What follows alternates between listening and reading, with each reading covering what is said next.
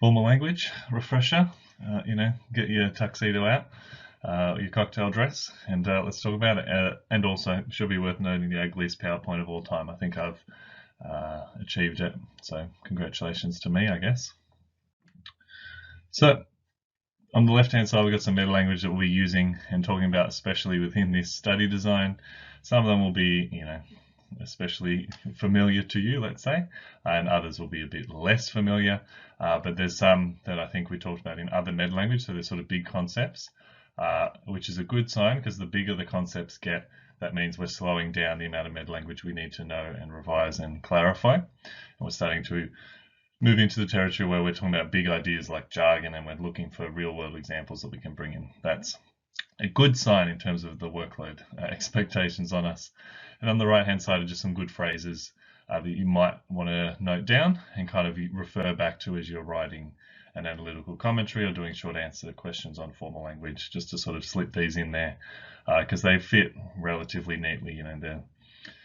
This is covert political speak in the common vernacular, with clipped syntax, with the meaning largely occluded due to the use of. You can see how the register just shoots through the roof if we're using those kind of words.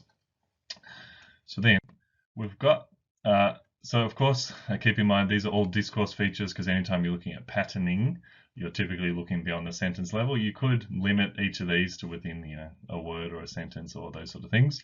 But because we're in Unit 4, Unit 3, Unit 4, we're looking at these kind of ideas across a text. So for these, you're always thinking of a whole text. You've got each of these colors highlighted, and you're looking for examples of patterning. So that's one way you can do it. It might not be the way you do it necessarily on the exam, but this is one way that you can group it. So we're kind of dumbing it down a little bit, giving each one a color.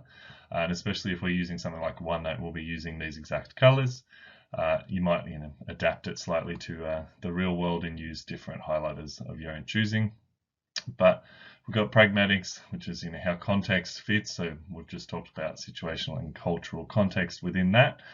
Then we've got semantic and lexical patterning. They're sort of the same. Syntactic is sentence, of course. Morphological patterning is the shape of the words, but specifically the affixes, suffixes, prefixes, and how those all fit together. And phonological patterning is sound, rhythm, all those sort of features.